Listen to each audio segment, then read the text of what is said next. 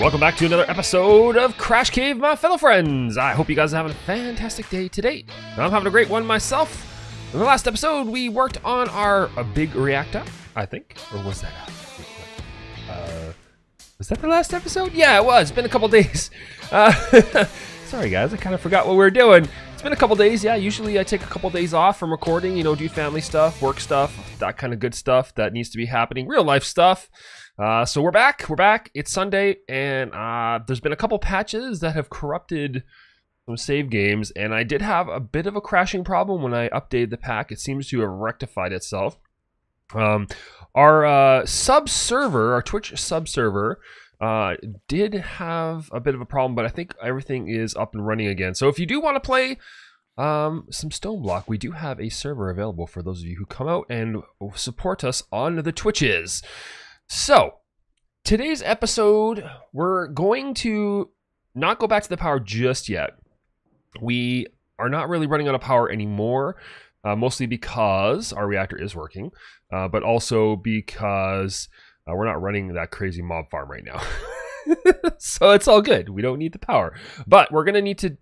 you guys gave me a bunch of ideas, a bunch of ways to upgrade it. And thanks to Mr. H for doing some research and finding out that if we use graphite and some other combinations of design, we'll actually get a little bit more efficiency out of our reactor. About the same output, but that's really cool. It's really good to know. So we're gonna do that. I might do that off camera. I'm not sure. Today I want to get into some auto crafting. That's right. We're kind of getting.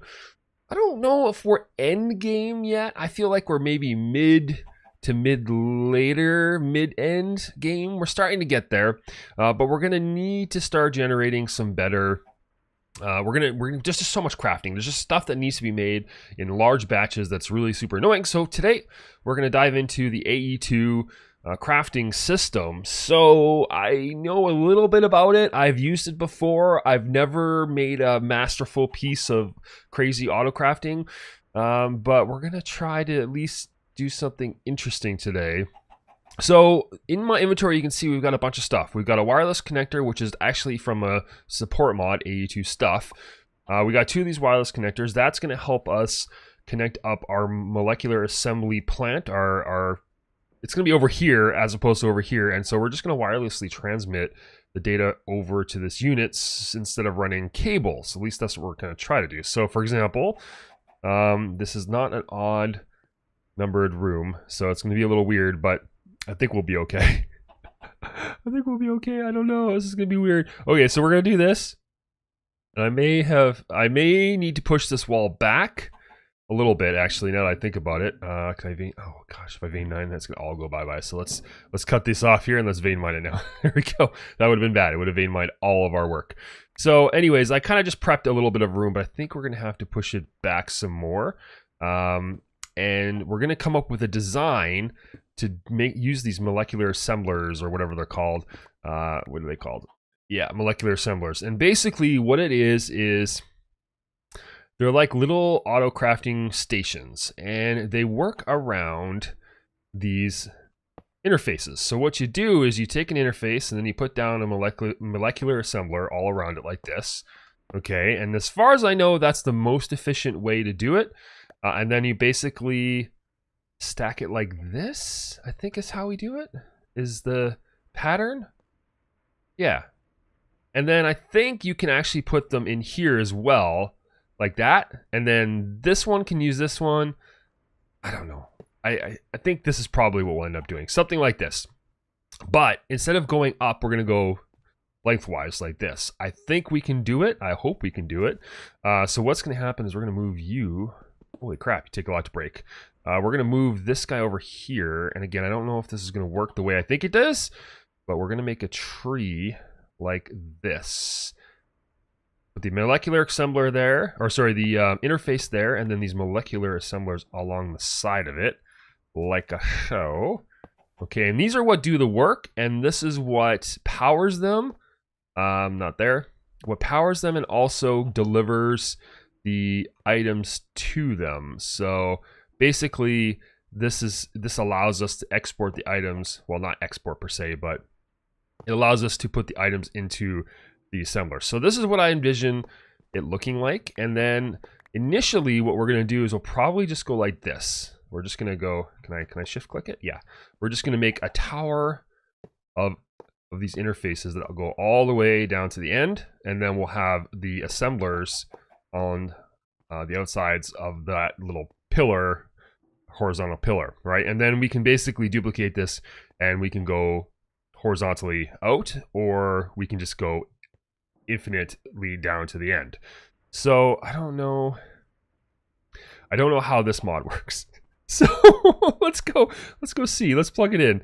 Aha. Does this work now? There's a tool here, wireless setup kit. If I go here, bound to there. Now can I run over here? And can I go? Aha! Okay. Whoop. Yeah, so it shows it. All right, so these are bound. I don't know if that means these. Oh, it does. They're all glowy. Look at that. So that actually transfers the power as well. Very nice. So you can see this is working. These blocks, the interface blocks, are all connected, and like most AE blocks, they can stack on top of each other. For example, you only need to power one of these disk drives. Only one needs to be connected to the system or to the brains eventually all the way up the top, and they all will power each other. So it becomes like a big multi-block sort of, and that's exactly what's happening here. That's powering that interface, and that interface powering this one, and so on and so forth all the way down the chain. And again, same thing with these molecular assemblers. So it seems to be working. I think. Now, I've also gone and made one of these pattern terminals, and I don't know where we're going to put this, but I thought it might be cool. Maybe eventually here we hide it. I think I can put some cable facades on here, but maybe what we do is we do this. Think we can do this? Yeah. Yeah, exactly, right there. That's exactly what I wanted. Ugh, stupid game. Okay, like that. Okay, yes, so it is connected to our interface. Oh, that worked, except we kind of don't want it there. Oh, man. We're breaking everything. Everything's popping out the wrong side. Okay, let's actually do that and that. I want it right here. Cool. And then we can put a cable facade on there, I think, to make it look nicer. For now. Okay, so, or actually, let me rethink this here. Why don't we do this? Why don't we just go ahead and plunk that right there? It'll still work. It's a multi-block. Yep, awesome. Okay, so now what we can do is we can actually make crafting recipes. So we can, I think, let's try and make a basic one here. So say we want to make more of these assemblers. Okay, one of these guys right here. So if we grab this, it's made out of a bunch of stuff. So we have to teach it to make this. We have to teach it, or we have to give it all the recipes to make the final product. Okay, so iron we don't need to teach it how to make, but quartz glass we do. So let's go ahead and give it that as an example. And can I apply that? Yes. So here what we did is we said, okay, I want to craft this up, which is this quartz glass. I have a pattern here, okay, and then I say I want to encode this pattern, and that's what we did. So I think if we hold shift, so if you hold shift down, it switches from the encoded pattern to what it is. Now, you can see it's using search quartz dust, which is fine. It's fine by me. It's actually better probably. So anyways, that is a thing. Now, what I don't always know is, yeah, so here we actually have to store the patterns. I don't know about this. I think we have to do this. And then what we should see up here is sorted, craftable only. Yeah, so now what we'll see is what we can craft. Now let me double check this. If I pull this out of here and I put it in here, okay, what did I just make glass? Put that in here. I don't think it shows up as craftable. Correct. It just says that we have one of these in here now. And if we search for pattern, we search for pattern, right? So so it's not in there. Okay, so we actually have to put these into these terminals here. So if we want to craft them, they have to actually go inside of here, I guess. That's my understanding so far. I don't know if that's it. I believe that's how it works. Okay, so there's what? There's 9 here. 1, 2, 3, 4, 5, 6, 7, 8, 9. Yeah, so we can hold 9 patterns. There might be an upgrade card. Let's look at this here. So we got capacity, a formation plane, export. We have interface, level emitter, fuzzy card, storage bus, formation plane, matter cannon. Let's see if there's anything in here. Redstone card, acceleration card, molecular assembler. Okay, so you can speed up the molecular assemblers, and I don't think anything else really matters, does it? Basic card, import, export bus, formation plane, storage bus. Interface. Aha. So what does this do? Fuzzy card.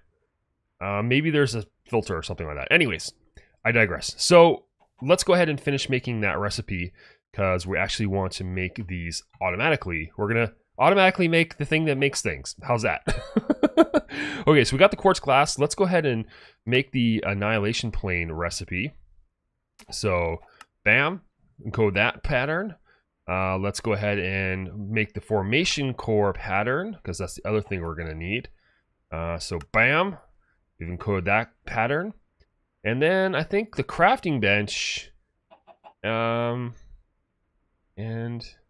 whatever. We don't have that wood, do we? Let's see here.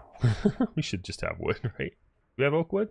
We do. All right, so bam, bam, like so. And then we'll encode just a good old-fashioned one of those. And those are or dictionary, I believe. So you don't have to worry about it. So there we go. So now we can make these patterns, okay, or make those components. So, and then we go assembler. Sorry, yeah, there we go. We'll make this guy. And so we're gonna make that recipe, bam, like so, and we're gonna code that one.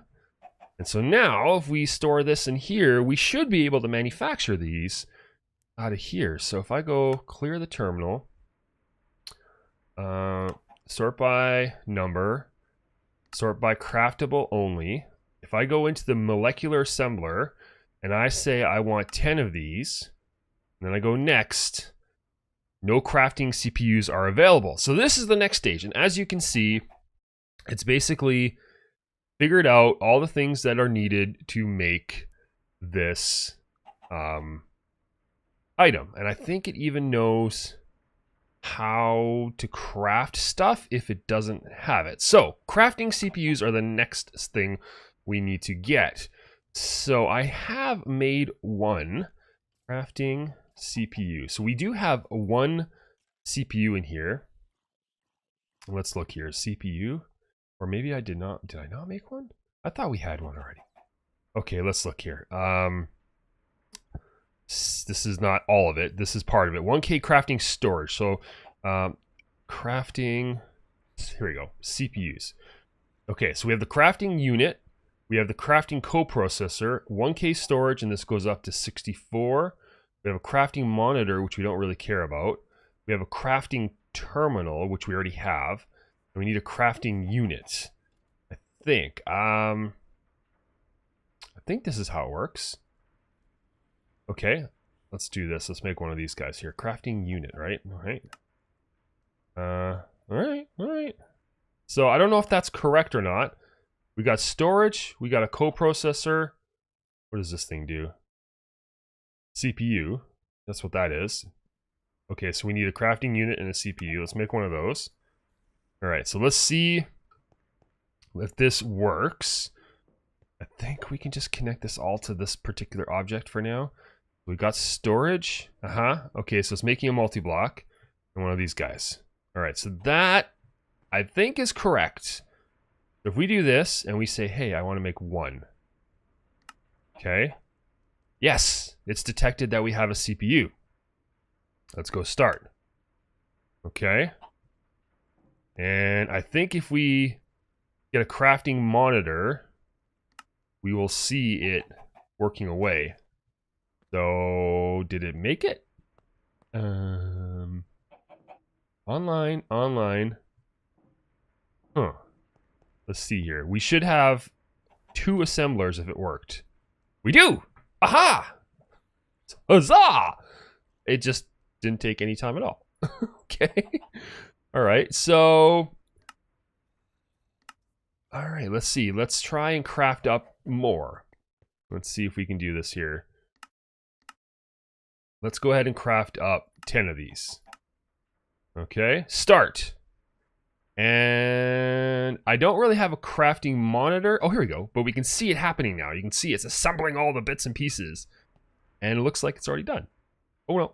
Yeah, it is. What the heck, man? It's so fast. All right, so there you go. Now, this isn't where we want these CPUs. We definitely are not putting them there. I'm going to tell you that right now. What does this say here? Molecular assembler. Right. We can speed these up so we can make these work faster down the road when we have to. Very, very, very nice. So as you can see, it's pretty easy to do. So we got some very basic stuff. Okay, so let's see. Molecular. All right, we made 10. And the more, I don't know how many operations per second it takes to do stuff, but yeah, you can kind of see how quick it is to set this up. And if we do this, all of these molecular assemblers can be used to craft something, I guess, if you will. So I don't know if we want to have like a mirror image over here. So let's go ahead. Let's make one of these wireless devices here, like this. Wireless. This thing right here, right? Yeah. Okay, so let's make one of these. Okay. And we'll put this over a mirror image on this side like so. And then I don't know, I don't know specifically how these have to work, but let's just say we put, no, let's not do that. Let's put it here, and let's put it here. Okay, so that is a multi-block. Okay, and then we'll take this and bind it to this one. Is that working? Are these powered still? These don't look powered. Okay, we might need to make, sorry, we might need to make more than one of these, which would make sense. These are probably going to end up being 1 channel each. So that to this. There we go. So those are powered now. All right, so we got that all linked up. The computer's back online. So here we can just, I guess, make a bunch of coprocessors. And again, I don't know what the optimal setup is for these. I think the amount of storage you're going to need, I don't know. We're gonna have to look at it and see. You know, so let's get a crafting terminal and see if we can make one of these here. There was one of these, and I don't know if we want to do that. Let's try this. Let me emitter. I think we can do that. I've never made one of these either, so let's go ahead and try this out. Let's make one of those. Okay, and one of these. Okay, crafting monitor. Let's see if we can attach the crafting monitor to this block. And I guess, let's see, can I put it there? No, that broke it. Okay, can we put it here? Ah, okay. So it works in a stack. Oh, here's the crafting status. All right, so let's go ahead and make 10 more of those. Okay, and we're gonna start. Then we should be able to look here. Ah, okay, so it tells us what this is working on. Ho, crazy. Okay, so that works. So basically, this crafting monitor tells us what this CPU is working, and I imagine we can add more and more storage to the unit. I don't know how the storage works exactly. I assume.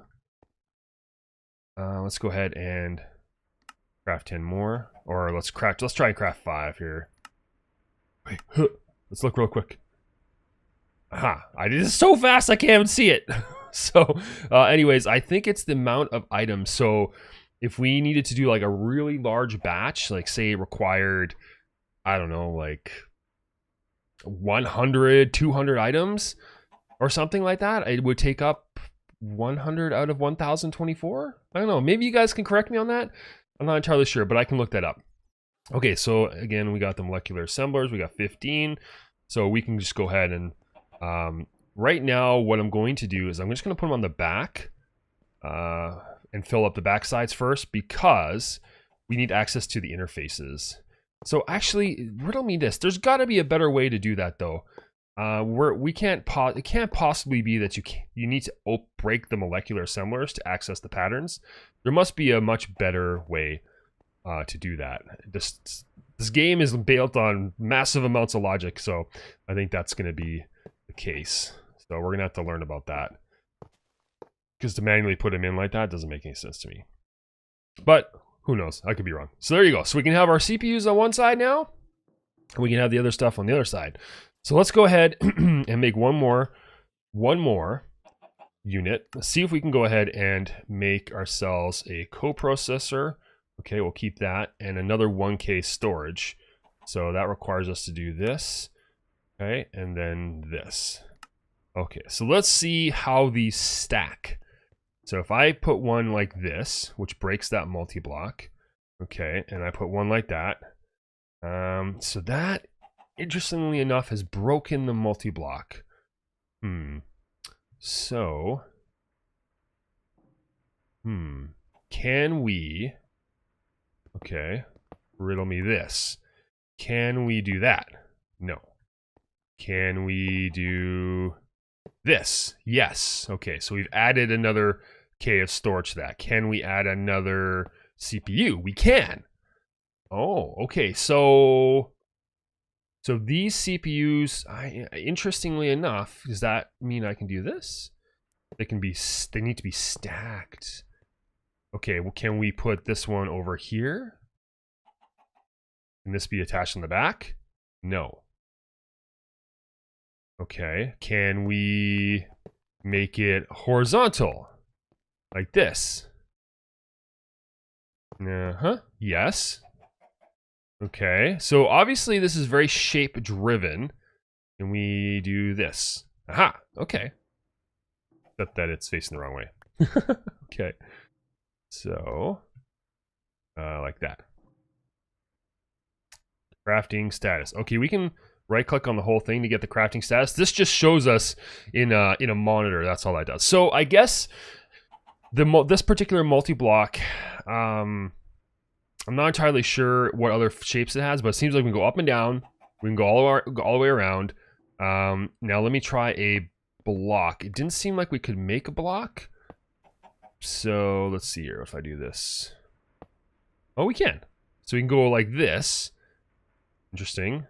But it has to be, it's almost like it has to be a circuit or something like that. So, I don't know. Anyways, I hope you guys don't mind me experimenting with you. I love doing this. Yeah, so that breaks it. But if we added a block here, I bet you it would be fine. Right, so let's go make another 1K storage real quick here. One of these guys. Oh, wrong mod pack. Wrong mod pack. There's two very similar mod packs. Okay, man, or not mod packs, but mods. Sorry, I keep saying that. I'm such a noob, but I can do this, I bet. Right. Okay, so it has to form basically a circuit of some sort. It can't have a missing block. So this is interesting, actually, when you think about it, because there's a lot of processors here. So I don't know how this works. If these two processors will use whatever's in memory to work on the one item, or each of these processors can work on its own individual item. So for example, if we wanted to craft up more of these, looks like we only have one CPU. Okay, here we go. So we have one CPU with two coprocessors and 30,000, not 30,000, 3,072. So it kind of explains it here. This is one CPU because it's a one multi-block. And it has several coprocessors to help with it. So I think we can make even a three-dimensional block. So we could make, you know, storage and processors and all kinds of crazy stuff on here. So actually, like, this could be like a 3x3x3 block if we wanted it to be. That's really cool, actually. And that would be considered one computer in the sense of, if you wanted to craft, it would be one CPU, but it could have multiple sub CPUs, the coprocessors working on things. Nice. Well, you know what, guys? That was a one episode without edits. Not one single cut. We did it. And we made ourselves a molecular assembler and a crafting station and all the good stuff that we needed. to kind of move into the next tier of this mod pack. I hope you guys enjoyed. If you did, make sure you bang on the like button down below, crash that subscribe button. As always, love to hear from you in the comments down below. My name is Crash, and I'm out.